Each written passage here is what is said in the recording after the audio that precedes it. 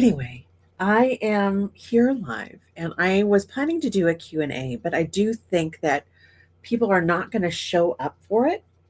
So instead, what I'm going to do is just kind of turn this into a mini tower lesson. And I'll post it. And then that way, at least then there's some evidence that I was here and I was doing things and that I plan to do things here. Um, this has been really hard for me to get get moving and get under my feet.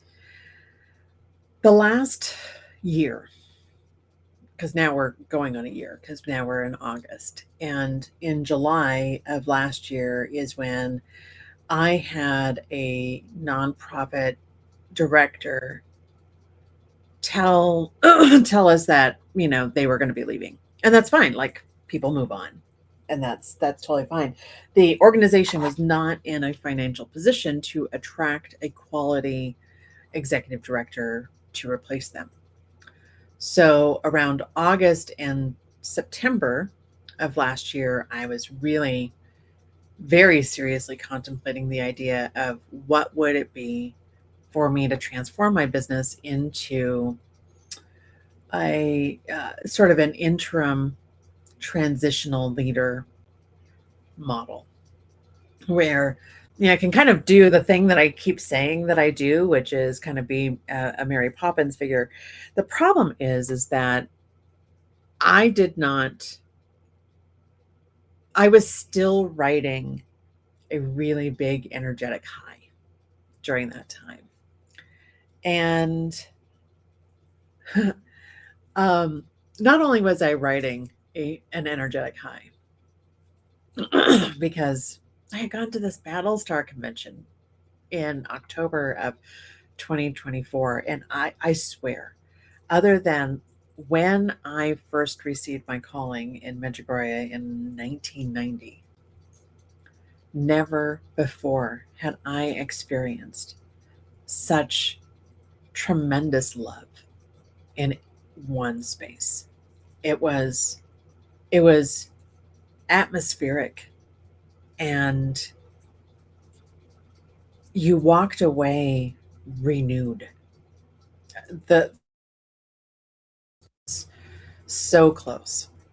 And I have been lucky enough over the years that several of the cast members have either interacted with me or followed me.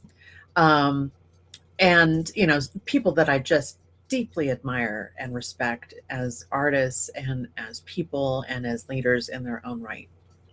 And I think I had the opportunity to say that to at least a few of them during that convention, specifically Mary McDonald, who her hair and my hair have a nice correlation to each other.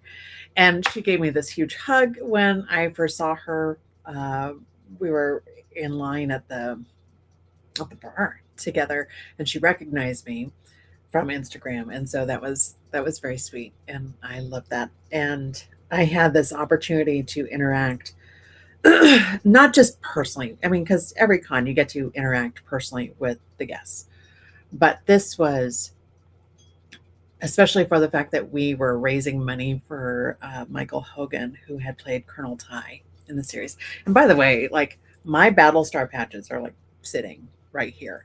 I'm still trying to figure out how I want to integrate this into my background, because I used to have my Top Gun Stein in the background of this, but my office has been in transition. I have been in flux.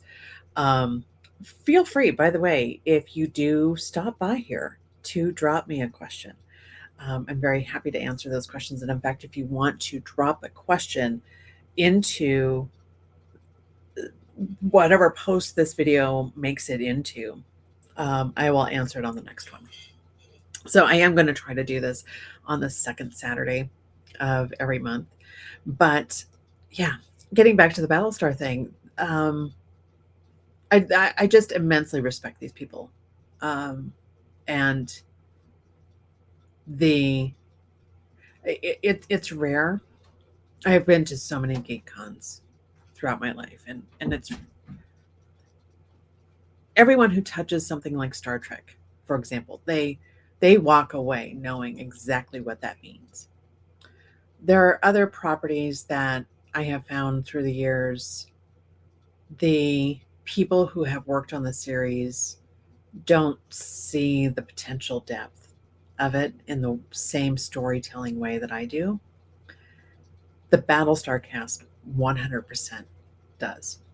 And each of them has their own deep perspective on the meaning of the show, the meaning of their character, the meaning of a moment. Um, and of course, they've had 20 years to reflect upon all of that. And it's been fun watching Katie Sackhoff get all of these cast members together and do a rewatch because she has not watched the series all the way through. And so it's been really it has been really affirming to watch that because she was only there at that convention for one day. And I've connected with her before, and she's just an amazing human being. I mean, every single one of them are. So you get amazing human beings all in the same room together. You get all these fans together who really do understand the point of the show and really do understand the parallels to our world, the potential problems that are coming up on the horizon. Battlestar is one of the reasons why I always integrate a geek theme into my messages of divine love because we have all been raised on these collective stories. I watched the original Battlestar with my dad. Every single week, we watched Battlestar and then we'd watch Star Trek. And then eventually Star Trek The Next Generation was on. And so it was this like 3 hour window of sci fi every Saturday for me. And my dad attached so much meaning. And I come from a long line of storytellers. Okay. And as you will tell right now, I'm just kind of flowing between all of my little stories here. So, for example, my grandpa Rose, my dad's dad, he was a showman. He was an inventor. Um, I someday will really dig into what all of his inventions were and what part he played in everything from the first child car seat to the nylon that we use on our safety belts, the clasping mechanism that is on airplane safety belts. I don't know how much of that is true. I don't know how much of that is just stuff I filled in over the years. But I do know that also his brother invented the fly swatter. So I come from a line of inventors and people who had an idea and made it happen. My grandpa Rose, Clarence Rose, was also the first equal opportunity employer in Colorado. When that became a thing, he was like, sign me up. Um, and he cared deeply about equality, except for recognizing the biases within himself because he had a very strong anti Catholic bent. He had a very strong, I won't say strong, but it ended up feeling discriminatory toward the Mexican side of my family. And I don't think that was ever his intention, but he was born in 1888, so product of his time because his father had squatted on Cherokee land to get his land. And so I really do believe that my grandpa was trying to do the work of undoing that. But in the process of doing that and really like creating this equipment that would help other people, that would keep other people safe, he started off as a window washer. he he would do these demonstrations. And my dad used to tell this story of a demonstration that he did with his brother, where his brother would be suspended, like from the ceiling of the Paramount Theater here in Denver, and people would start walking in, and oh, we're just getting ready, folks, and then the the rope would fall, and he'd start dropping, and so it was to demonstrate the locking mechanisms. Um, I don't, again, remember know how much of it is actually true, because so much of that part of the family are storytellers. They are either artists who tell stories through stage or music or visual art, or like me and my dad, they teach through narrative. And that's what I do. Is I just teach through my personal narrative, the things that I've lived through.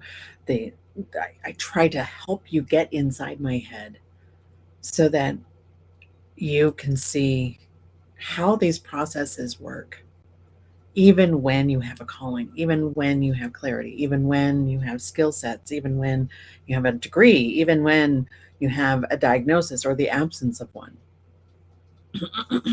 And so I share who I am, so that if there's a facet that you recognize in yourself, that you're able to use me as a mirror to more safely explore those facets in yourself. Um, so in that way, I'm very much like my grandpa. And also, I do tend to do that when I'm trying to be persuasive. Um, I can have demonstrations like that. I remember once I was trying to show the state how necessary an application assistance program was for Social Security disability. And every argument we had been making was not getting through to them. And what I really wanted to do was show them how onerous the forms are. Like, this is what you're asking people who don't have a home, who don't have a phone, who don't have a support system, who don't have a stable address, who don't have all of these things. You're asking them to have the skill set and organizational capacity to do all of this. Are you? So I walked in with a giant file. I had someone who, he had a vein issue happening in his leg, and he had been in and out of the ER at least 18 times in 6 months. He more than qualified. He had at least 6,000 pages of records. He also had something like 20 jobs in 15 years, because he was struggling so much with his health. And I feel terrible because we lost this person a few years ago. And um, but I brought his case in, and I said, this is someone who can barely walk. He has got to spend most of his time tending to his wound care. He's had surgeries, he's had hospitalizations. They can't seem to get his medication right, and so he's been like off and on nauseous and passing out, and you want him to do all of this. And I just like dropped this whole packet, this whole file on the table, and just let it slam. And that was in front of Social Security, it was in front of the state, it was in front of counties, it was in front of my boss. And I said, this is what you are asking someone to do. And so then I flip it open to, all right, this is what I had to file to start his case. This is what came and is due after his case started, because we had to clarify his work history. We had to clarify any of the kind of like odd jobs that he was doing where he was getting money. And I Like the whole room was silent, which is my favorite. I love it when I can have an impact like that as a presenter, as a teacher, as an advocate, because that means you're listening. It means I have your attention. And so I said, this man lacks all of these things.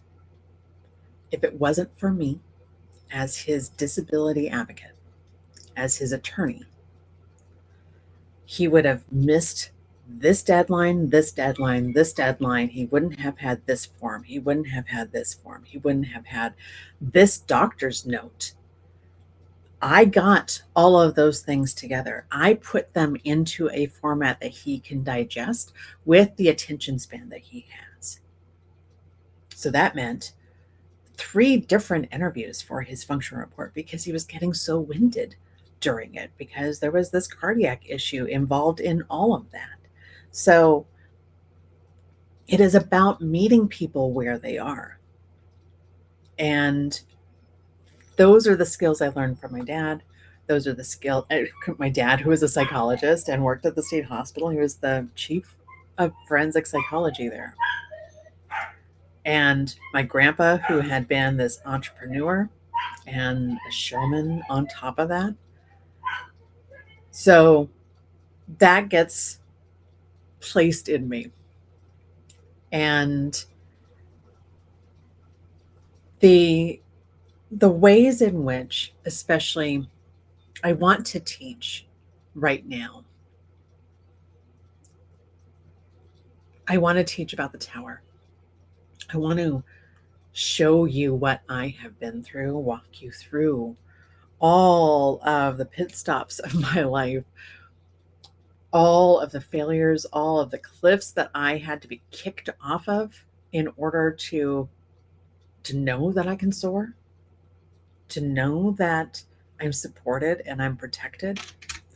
I know, for example, that when I am pursuing my calling, I am protected. I have no doubt about that, which is why you will see me very outspoken sometimes, where I'm going to be very sharp with my words, because I'm going after a very particular wound that I see within that person or that movement. A little way that instead of slamming a file down on the table to talk about how onerous a burden is, instead, this is the surgical precision of words that will deliver either medicine or poison. And the poison strips away all of the false defenses. It can unravel someone very quickly. And that has been happening a lot in my life in the last few years. I don't always get to control that. I don't always get to command it myself. I'm a queen. Oh, yes, I am. But I don't get to decide where the universe places me or what possibility it's going to light up in front of me when it happens. So I know I have veered completely off course from where I started, but going back to the Battlestar thing, going back to these feelings of love and camaraderie as I have been walking through all of this nonprofit trauma, because it is trauma now. It has been traumatizing to me. It has been traumatizing to the people I work with. It has been traumatizing to my communities, and it has been traumatizing to my fucking ancestors, because what is happening right now that I think a lot of people do not understand unless you do have an administrative law background like I do. So much of our social safety net has been already ripped away. We had nonprofits who had been funded for 2 or 3 years who are now facing the renewal or non-renewal of those funds. So they had been holding some things together as those things fell away, as those supports fell away, as that funding fell away, as some of that regulatory requirements, like some of the stuff that's happening in special education is abhorrent right now. Some of the stuff happening in Medicaid is abhorrent right now. What's happening in food, like they cut farmers markets pretty early, like before the growing season had really been underway last year. And I have been part of nonprofits that serve the intersection of disability, of queerness, of local community, and self-governance. And self-governance is going to be the only way that we end up getting out of this. And so as people are trying to hang on to systems that are no longer going to be serving us, they never were designed to serve us. Social Security disability is not designed to serve people who are disabled, because if it was, the questions would not be so fucking vague. If it was, there would be a case manager assigned from the moment that someone starts an application who helps them through the process.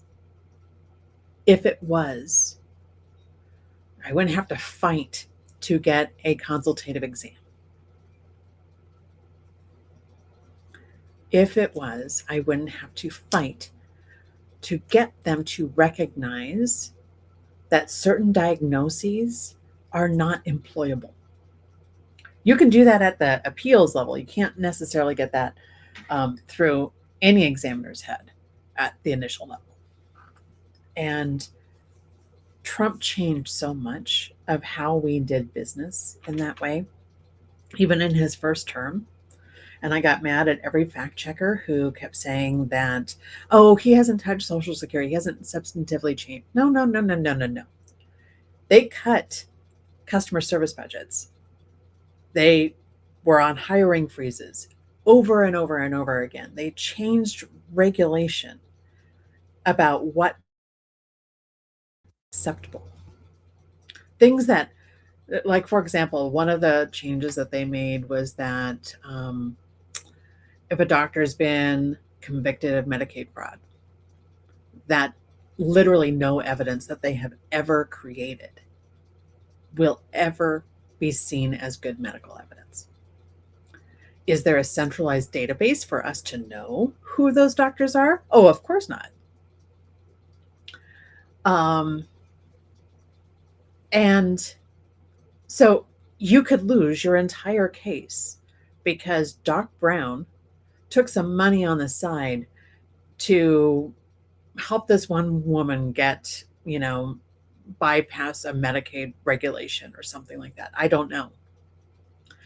Because it's not like there was any rhyme or reason to it. And it's on the surface, it sounds like, oh yeah, we're reducing fraud. But what you're doing is the effect is you're telling a bunch of vulnerable people who relied in good faith on that doctor and their diagnosis and their credentials and their reputation, you're telling them that they're going to have to start all over again. They did nothing wrong. So how, if we had a system that was actually created by disabled people, for disabled people, to ensure that disabled people receive the benefits that they need, we wouldn't have signs in the Social Security offices that are in small print giving instructions to people who are visually impaired. That was one of the I think I might still have a picture of those signs. It was one of the stupidest things I had ever seen. It was like, oh, we're required to have a sign, but we're going to put it in small print so that someone who is visually impaired won't be able to read it and operationalize it and know what their rights are. There were a number of different things that makes this process so deeply inaccessible to people.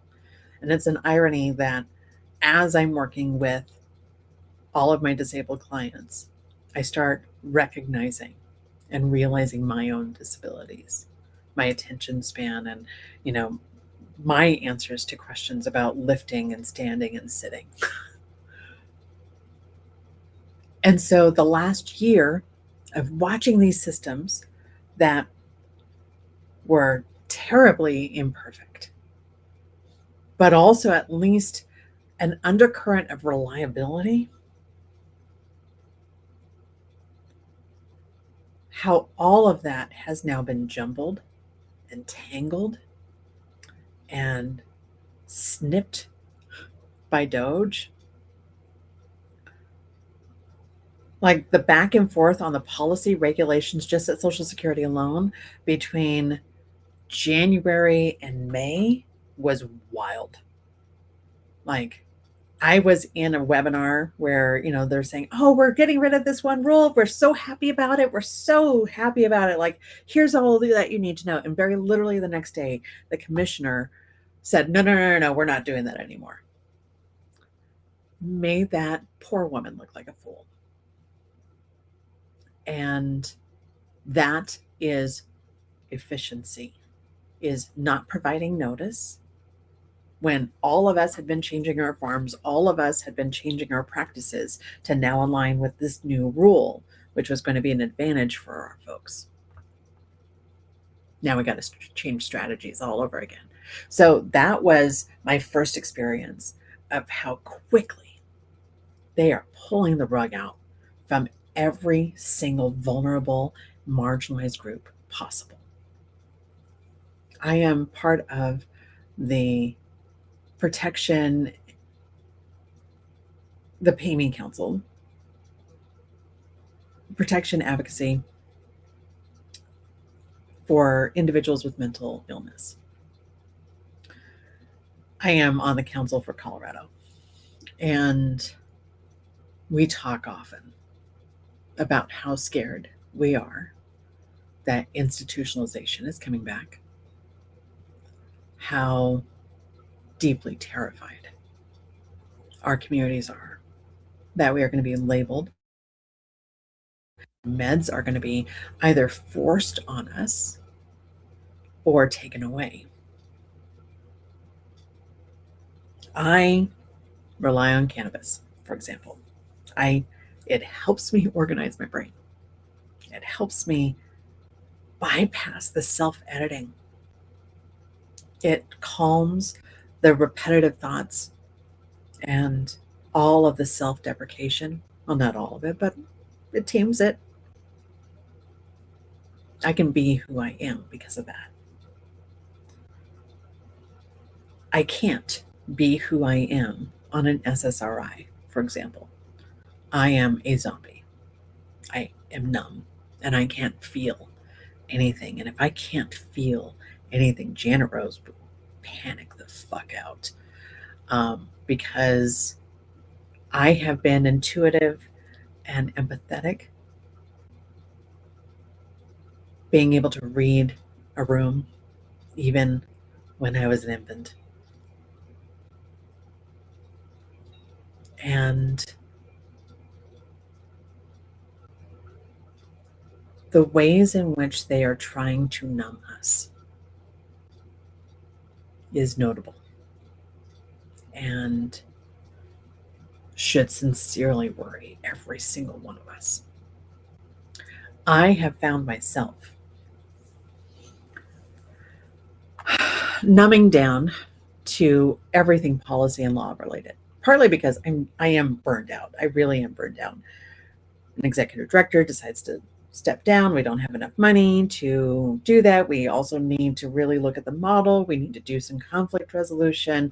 I had been going through that process for 6 full months before I was added as the chair of another organization. And then now that one is facing financial difficulties where we had to lay off staff and where we have all of the exact same issues. Do we reorganize? Do we find something else to do? Do we close? And I am watching this happen to multiple organizations. So all of those people who were holding us up as all of this other federal fabric was starting to get ripped apart, that safety net is fractured. And it is fraying faster than we can fix it, because there are not enough of us who are fixing it. And I don't mean fixing like to keep the nonprofit alive. I mean digging into how do these things work and how can we work them better, and how can we at a neighborhood or a city or just an organizational level start overlapping needs so that no one falls through the cracks while all of this is falling apart. That's what I'm interested in. That's what I witnessed at that Battlestar event. I witnessed all of us coming together and raising money for this man that we all love. Few of us personally know him, but we all were a community for a shared purpose, and we all overlap in wonderfully vibrant ways. And so that's why I focus so much on the flower of life structure, about this overlap between us, about who we become. When I bring my shine and my glow to your shine and your glow, and it's sort of like, what happens when pink and red get together? What does that shade look like? What does that kind of protection look like when those two things unite, when those two shields are interlinked? And then what happens when someone brings their green in on top of my rose gold? Does it enhance it? Does it look like Wicked? Does it, like, do they become my Elphaba? Am I Elphaba? Do they become my Glinda? Do they become my Fiyero? That's why the storytelling is so important, right? Because if we can activate our imaginations, number one, we are not letting AI define our future for it, because it has to come from here. I am shifting my business away from just training leaders. You guys have a lot of resources available to you, but what we need is we need to conceptualize something new. But there are other people who are already conceptualizing those things. I want us to conceptualize it here in our hearts and in our minds, so that everything that we are doing is working toward a common vision that integrates other visions together, that shows us that we can be very different versions of each other and ourselves, and it all can still work. It all can still overlap. We can all still be sovereign and free. That's what I'm here to do. I know I said at the beginning that I was going to do a tower class. I want to teach about the tower. I don't feel like I'm prepared mentally right now to talk about it in the same way. But I do think I am going to schedule one of these as a tower class, and open it up just for subscribers. But yeah, I'm already like swaying. When I'm swaying, that tells me I'm in the the space where ideas are being generated, where my calling is being activated. I know that so much of the suffering I have been through over the last year has been to prepare me to take a throne that I have not wanted to take. I've had some very important people in my life who have forced me to sit on that throne, who have not let me leave it. And I am so grateful for them, whether they are active in my life or not. Maybe they will see this,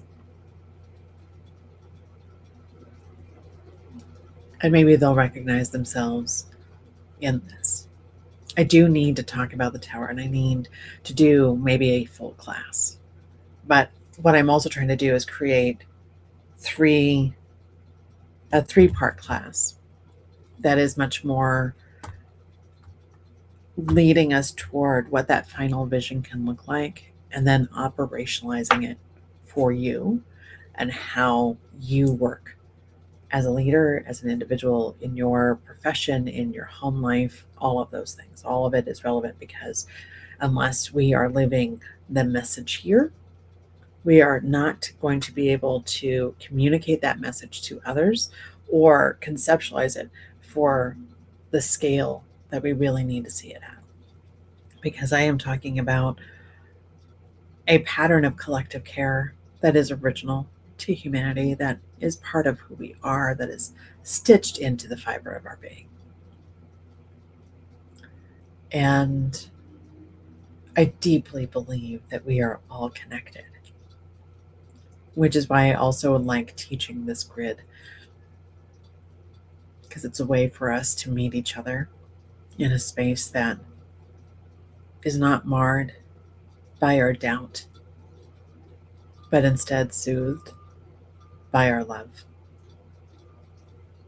where I can make some of those surgical precision cuts to a movement to undermine it. And as I am developing these stories and sharing these stories, I just want to invite you to be in the flow of that with me, no matter where it goes. So thank you.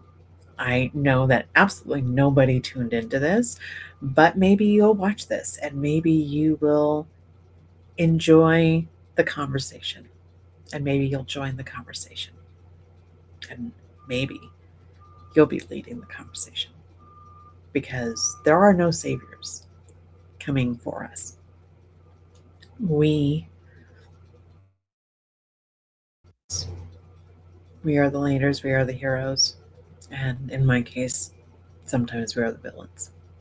So have a wonderful rest of your day, and thanks for joining me for this short 40-minute talk.